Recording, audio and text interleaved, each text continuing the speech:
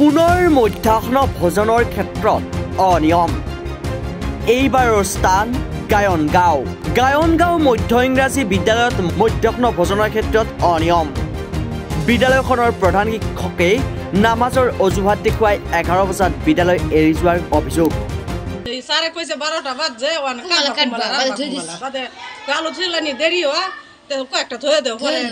কালা রানলি নাই এই মই ইতে কোৱা 12টাত কিয় হ্যাঁ 11 আপোনালোকে 9টা বজাত আহিব লাগে কিয় হ্যাঁ দেৰি কিয় হৈছে এই যে সব যে কাটা অল্প সময় লাগি গেছে আপোনালোকে 9টাত আহি ৰান্ধাবাৰ আয়োজনটো আপোনালোকে কৰিব লাগে হ্যাঁ কিন্তু আপোনালোকে দেৰিটো কিয় কৰিছে এটো গাফিলিটো আপোনালোকৰো আছে নগাঁও জিলাৰ বটদ্ৰা প্ৰাথমিক শিক্ষা খণ্ডৰ অন্তৰ্গত ধিঙৰ গায়নগাঁও মধ্য ইংৰাজী বিদ্যালয়ৰ প্ৰধান শিক্ষক সাইফুল ইছলামৰ গাফিলতিৰ ফলত মধ্যাহ্ন ভোজনৰ আহাৰৰ অতি নিম্নমানৰ হোৱাৰ বাবে ছাত্ৰ ছাত্ৰীসকল নোখোৱাৰ অৱস্থা হৈছে প্ৰায় শতাধিক ছাত্ৰ ছাত্ৰী উপস্থিত থকাৰ পিছতো প্ৰধান শিক্ষকজনে আলু পিয়াজ নহৰু তেল আদিকে ধৰি ছাত্ৰ ছাত্ৰীৰ দুপৰীয়া আহাৰৰ প্ৰয়োজনীয় খাদ্য সামগ্ৰী নিদিয়াৰ অভিযোগ উত্থাপিত কৰিছে ৰান্ধনীসকলে হেডছাৰে ৰান্ধাবাৰৰ কাৰণে কেইজনৰ চাউল আৰু হেৰি দিছে কওকচোন 96ৰ দিছে কি বনাইছে আজি চাওঁ তোমাৰ চিষ্টেমটা বালাই চলতেছে চাওঁ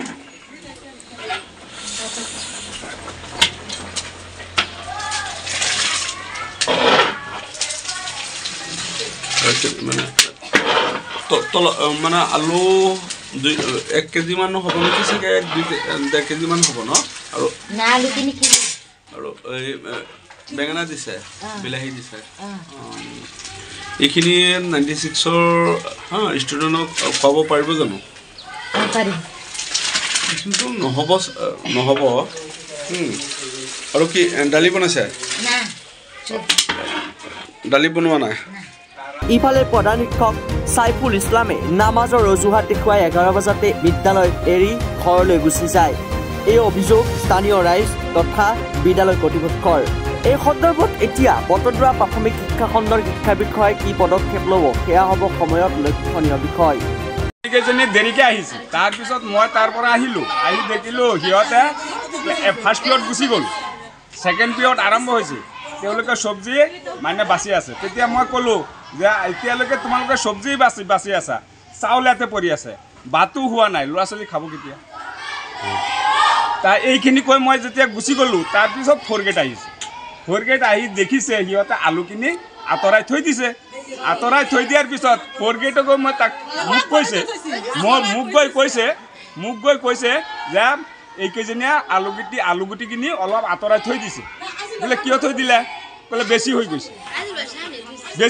তাৰমানে আপুনি সহকাৰী শিক্ষক জি প্ৰধান শিক্ষক বৰ্তমান ক'ত আছে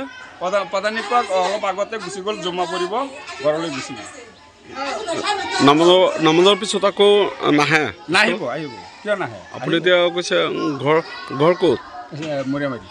ইয়াৰ পৰা কেই কিলোমিটাৰ ইয়াৰ পৰা মোটামুটি 3 কিলোমিটাৰ হ'ব না 3 কিলোমিটাৰ 3.5 কিলোমিটাৰ হ'ব ওচৰৰ পাজৰতো মছজিদ আছে তেতিয়া ইয়াত নামাজ পঢ়ি ইয়াতে আহি আকৌ স্কুল 2টা বজাত ছুটি দি গুচি যাব পাৰে এতিয়া ঘৰত যায় গৈ মানে গা পা ধোৱা নমাজলৈ যায় এনেকুৱা আৰু চিষ্টেমটো অলপ গাফিলিটি আছে আৰু মানে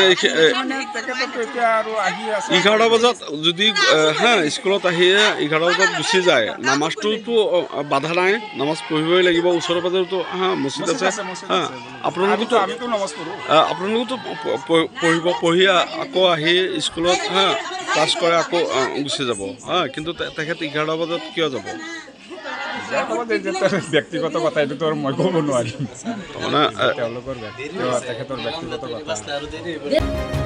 মইনাবাৰীৰ পৰা নছিদুৰ ৰহমানৰ ৰিপৰ্ট ৰিপাব্লিকেনি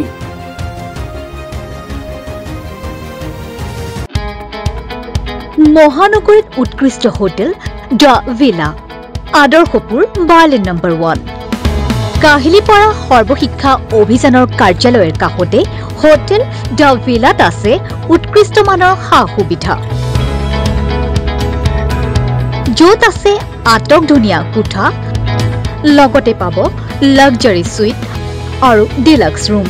তদুপৰি ৰেষ্টুৰেণ্টত পাব আপোনাৰ মন পছন্দৰ সুস্বাদু খাদ্য আৰু পাব বাৰ আৰু সুইমিং পুল দ্য ভিলাত পাব আপুনি নৈসংগিক পৰিৱেশ আৰু সুস্বাদু খাদ্যৰ সম্ভাৰ